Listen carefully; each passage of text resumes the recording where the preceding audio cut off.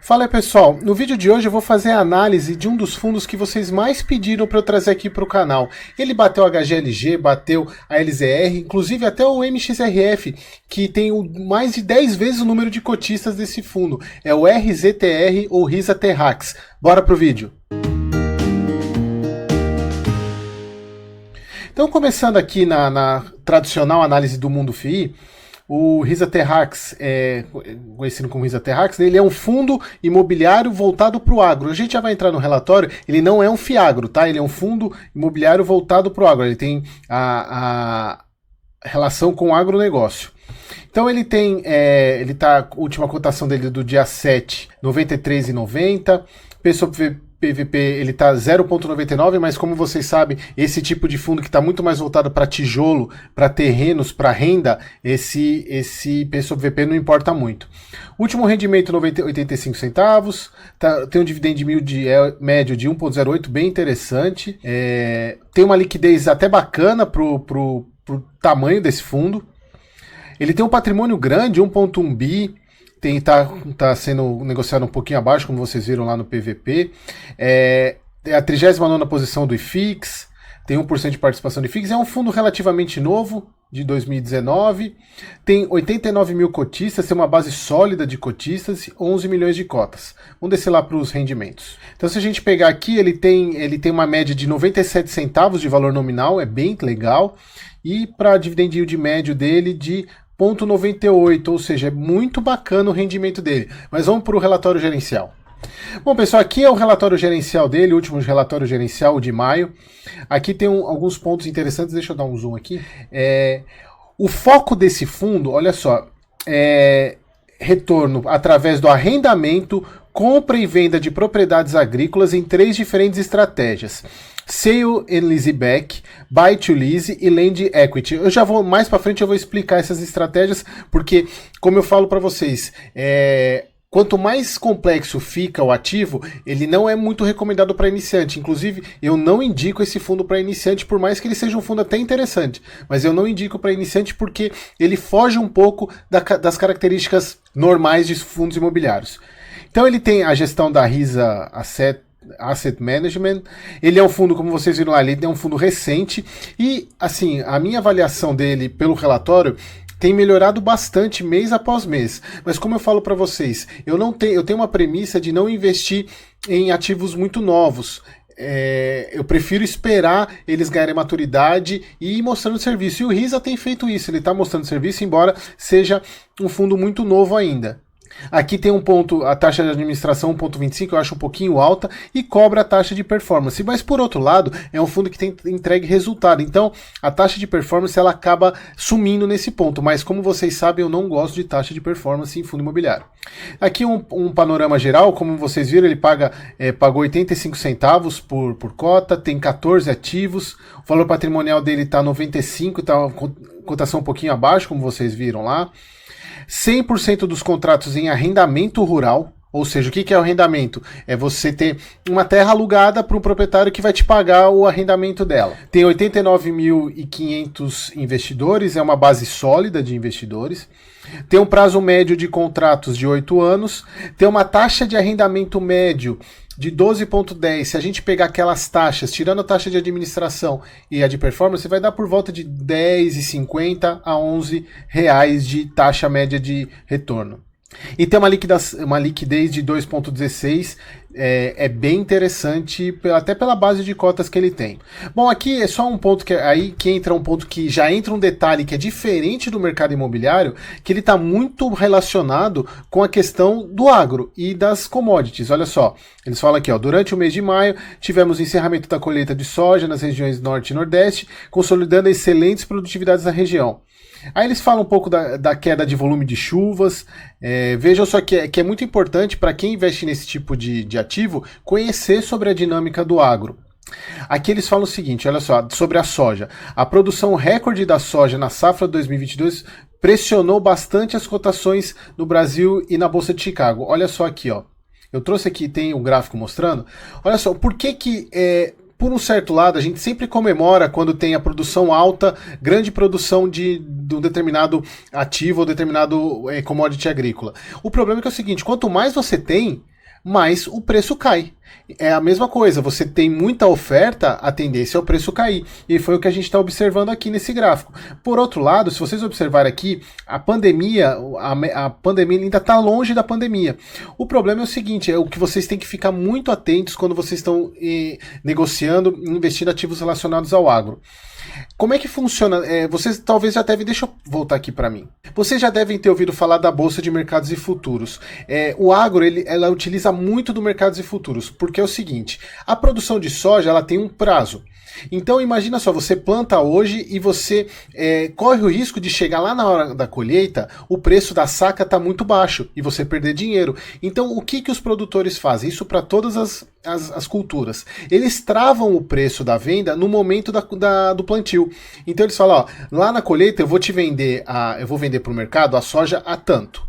Se chegar naquele momento e o valor estiver abaixo, ele garantiu um preço que para ele é interessante. Se estiver acima, ele vai perder esse ponto. E aí o problema é que, aí voltando lá na apresentação, o problema é o seguinte, é você ter os produtores se basearem na trava quando o preço da saca da soja estava mais de 200 reais. Aqui que está o grande problema. Imagina a pessoa travou o preço da soja a 200 e hoje ela está negociando a 100 reais, menos de 100 reais, é uma perda muito grande. Por isso que vocês têm sempre que ficar atentos nessa dinâmica de preço. E isso vale também para o milho. Olha só, a dinâmica do milho também. Você veja, olha só, ainda não chegou no período da pré-pandemia. Da pandemia estava por aqui, o milho é o que mais se aproxima. Mas olha a queda no preço da saca do milho, exatamente por causa da quantidade de milho que foi posto no mercado. O algodão também, que é outra cultura que o Risa Terrax ele investe, né, em propriedades. Mas aqui o algodão também ele tem uma questão muito mais voltada com a risco de recessão, por causa da demanda que o algodão tem para vestuário, então isso também tem uma questão de risco também, mas aqui eu mostro a mesma coisa, a importância de vocês avaliarem a questão da dinâmica de preços. Se o produtor travou o preço dele aqui em mais quase 300 e hoje está negociando metade do valor, isso daqui é uma perda muito grande, então vocês têm que observar sempre isso. Então aqui a parte do retorno, olha só, retorno do Risa Terrax 85 centavos, equivalente a um dividend yield mensal de 94, e aqui tem uma dinâmica que é interessante do fundo, que é diferente dos outros fundos, inclusive, que eu trouxe a análise aqui. A DRE, a demonstração de resultado do Risa Terrax, ela é realizada semestralmente e não de forma mensal como dos outros fundos. Por quê? Eles colocam aqui, ó, que dado o pagamento dos arrendamentos pelo produtor, é feito de maneira antecipada em uma parcela única ou semestral. Ou seja, eles não têm, por mais que eles paguem o rendimento mensal, a entrada de dinheiro para o fundo é feita semestralmente ou anualmente. Por isso que a apresentação da DRE é feita uma vez por semestre. Como vocês podem ver aqui, olha só, não é mensal. E aqui é bem bacana a questão, aqui já mostra a valorização imobiliária, que o fundo começou a ter já no segundo semestre, aqui ele não teve nada de valorização imobiliária, que toda a parte de receitas, vejam só, a receita por cota aqui, 711, é no semestre, tá? Não é no mês. Então é só você dividir esse valor aqui por 6, que você vai ter aquele valor lá de 0,85. E aqui o que eu falo para vocês, olha, é um peso até que razoável a cobrança de taxas, né, no fundo. Principalmente a taxa de performance, ela é bem puxada, então o fundo tem que trazer bastante resultado. Aqui a comparação do Risa Terrax com o CDI, ele dá uma lavada, até ele tem um pouco espaço de tempo, mas ele tem um retorno bem interessante. Mais um daqueles motivos, daqueles pontos para você falar para o seu amiguinho que fala que investir em renda fixa é melhor, tá aí o exemplo do Risa Terrax para derrubar esse tipo de informação. Aqui a gente vai entrar agora na parte das teses de investimento do Risa, que é o mais importante de vocês entenderem. Ele tem 3% em caixa, 35% da parte dele é no Buy to Lease, 57%, ou seja, mais da metade do portfólio do fundo é nessa estratégia, Sale em Leaseback, e 5% em Lend Equity. Bom, deixa eu explicar para vocês aqui. Eles têm um resuminho aqui explicando, mas deixa eu voltar aqui para mim. Como é que funciona esse Sale em Leaseback? O produtor, ele tem a terra dele lá, o ativo imobilizado, ou seja, ele pagou, por exemplo, 50 milhões na propriedade dele, e ele está usando essa propriedade. Esse valor ele está imobilizado, para ele, se a terra se valorizar ou desvalorizar, para ele não faz a menor diferença, porque ele não quer vender, ele não vai ganhar com a venda da terra, ele quer a terra para produzir. Só que ele está precisando de dinheiro. Então, o que o Risa Terrax vai e faz? Em vez dele comprar a terra por 50 milhões, ele empresta o dinheiro pro produtor comprando a terra por 30 milhões. Ele paga abaixo do valor, compra a terra por 30 milhões, o produtor tem esses 30 milhões na mão, só que a questão é a seguinte, o produtor ele tem a opção de recompra desse ativo no final do período, ou ele pode ir recomprando o ativo um pouco por ano. Então, se a terra vale 50, ele vai lá e o fundo pagou 30 milhões na terra, e aí o produtor ele paga mensalmente, ou na verdade no caso do Risa, semestralmente ou anualmente, as parcelas desses 30 milhões. Chegou no final do período, o produtor ele pode ir lá e recomprar a terra pelos 30 milhões e não pelo valor que ela vale. Então, nesse caso, o Risa Terrax ele não ganha com a valorização da terra.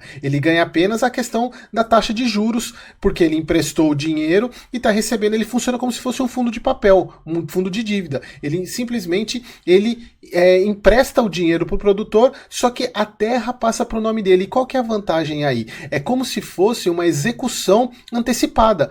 Lembra lá naqueles fundos de CRI, nos fundos de papel, que o fundo imobiliário ele empresta o dinheiro para a empresa construir o galpão e a empresa tem que pagar esses empréstimos. Só que o galpão é da empresa, mas ele é a garantia para esse empréstimo.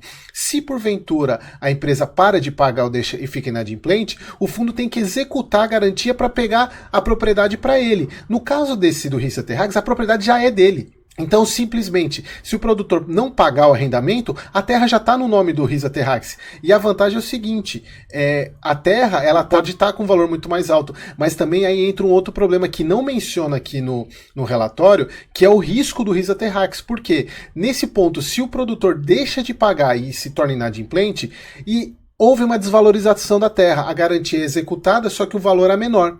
E isso não é falado. Por isso que eu falo que esse é um dos riscos do Risa Terrax. Por mais que a garantia já esteja em nome do fundo, a terra já está em nome do fundo, se a terra desvalorizar e o produtor não exercer o direito de compra dele, ele perde a terra continua com o Risa Terrax, só que a terra desvalorizou. E aí pode até entrar como prejuízo para o Risa. Só que nesse ponto não é falado. Inclusive, se a gente pegar aqui no relatório, eles colocam aqui que o principal risco é a taxa de juros.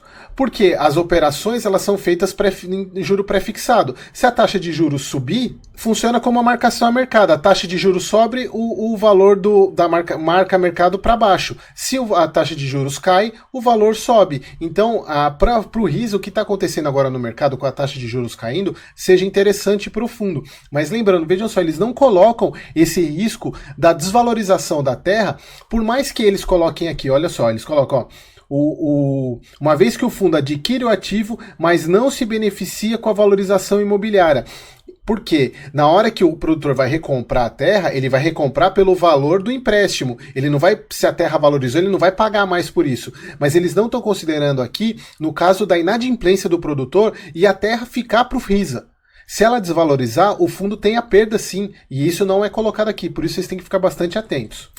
A operação Buy to Lease é basicamente a mesma coisa, só que o foco principal aqui, diferente da Sales Leasing Back, é liberar o ativo para o produtor. No caso aqui da operação Buy to Lease, é simplesmente a compra da terra, não tem essa compra a um valor menor, é compra da terra e dá a opção de recompra para o produtor comprar a terra e continuar pagando arrendamento. É simples assim, não tem essa opção não é essa questão de pagar um pouco mais baixo, tanto é que o valor do pagamento mensal é maior, porque o produtor ele está pegando o valor da terra toda no valor de mercado. Então é só essa diferença, mas nos dois casos o produtor ele tem a opção de recompra da terra no final do arrendamento.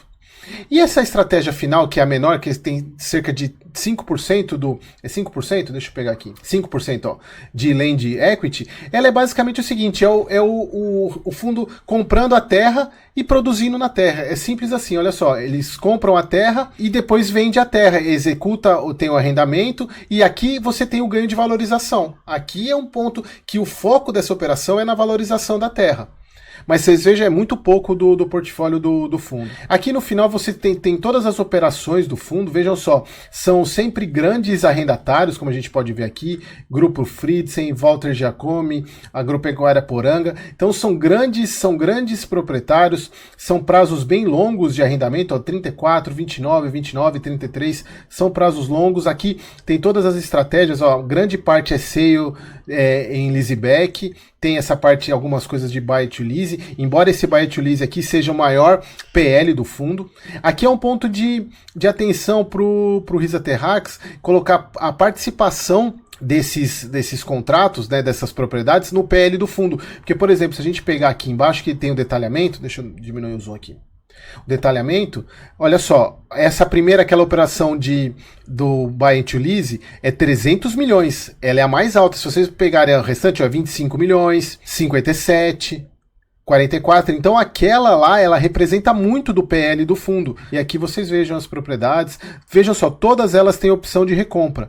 Aí isso tá mostrando aqui na planilha em cima, cadê? Aqui, ó, todos eles têm opção de recompra, tá vendo? Menos essa última aqui que não tem. Isso não é obrigatório, mas é política do fundo. Bom, aqui só fechando, tem todas as propriedades com fotos, aqui os valores de aquisição e as estratégias. Bom, pessoal, então eu acho que ficou claro como é que funciona o Risa. Vejam, não é um fundo fácil para quem está começando. Ele tem essas estratégias de comprar a terra e dar a opção de recompra para o proprietário recomprar a terra. No fundo ele não fala a questão se o proprietário ficar inadimplente e tiver desvalorização da terra, isso entra como um prejuízo para o fundo, e isso não é falado lá como um risco. Mas de maneira, não havendo essa inadimplência, essa estratégia para o fundo é muito interessante, porque ele já tem uma garantia, a garantia já está no nome do fundo. Se porventura o proprietário não executar ou não quiser recomprar, ou pelo fato de simplesmente ficar inadimplente. E a vantagem dele ter essa questão de estar no agro, né? Porque o agro é um mercado, vocês vejam, o PIB do Brasil, basicamente 25% do PIB é o agro, então é uma área muito interessante para se trabalhar. Então, pessoal, espero que vocês tenham entendido e gostado. Deixem comentários aqui nos comentários, né? Se vocês tiverem alguma dúvida, e coloquem ativos novos que vocês querem que eu analise, tá bom? Aquele abraço!